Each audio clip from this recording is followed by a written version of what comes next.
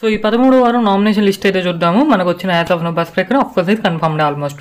So ఈ week మన కళ్యాణ్ గారు తప్ప అందరూ నామినేషన్ ఉన్నారు. సో ముందు సంజనా గారు నామినేషన్ ఉన్నారు, అండ్ రీతు చౌదరి గారు నామినేషన్ ఉన్నారు, తనుజ గారు నామినేషన్లో ఉన్నారు, అండ్ భరణి గారు కూడా నామినేషన్లో ఉన్నారు, సుమన్ శెట్టి గారు నామినేషన్లో ఉన్నారు, మన డిమోన్ పవన్ గారు నామినేషన్లో ఉన్నారు. అట్ ది సేమ్ టైం మన ఇమాన్యుయల్ గారు కూడా నామినేషన్లో ఉన్నారనమాట. ఈ వీక్ క్యాప్టెన్ కళ్యాణ్ తప్ప రిమైనింగ్ 7 మెంబర్స్ కూడా నామినేషన్లు అయితే ఉన్నారు. అండ్ ఇక్కడ బర్నీ గారిని ఎవరు నామినేట్ చేయలేదు. సో కెప్టెన్ కళ్యాణ్ ఎవరైతే ఉంటారో ఆయనకి ఉన్న క్యాప్టెన్సీ పవర్ని యూజ్ చేసి డైరెక్ట్గా బర్నీ గారిని నామినేట్ చేశారనమాట. సో లేకపోతే బర్నీ గారు సేవ్ అయ్యేవారు, బట్ కళ్యాణ్ గారు డైరెక్ట్గా బర్నీ గారిని నామినేట్ చేసి సమ్ పాయింట్స్ చెప్పి మనకి దీని మీద ఇంకా క్లారిటీ రావాలంటే ఎపిసోడ్ చూస్తే పక్కా క్లారిటీ అయితే వచ్చేస్తుంది అనమాట. సో ఇప్పుడు నేను మిమ్మల్ని అడుగుతున్నాను ఏంటంటే, ఈ 13వ వారం నామినేషన్లో భాగంగా ఈ వీక్ ఎవరు ఎలిమినేట్ అవుతారని మీరు అనుకుంటున్నారండి? వాళ్ళ పేరుని కామెంట్ చేయండి. సో మీకు ఆల్రెడీ ఒక ఒపీనియన్, ఒక పేరు మైండ్లో ఉండే ఉంటుంది. సో ఆ పేరుని కామెంట్ చేయండి, చూద్దాం ఎవరి కంటెస్టెంట్ పేరు ఎక్కువ సార్లు వచ్చుద్ది అనేది కామెంట్ సెక్షన్లో.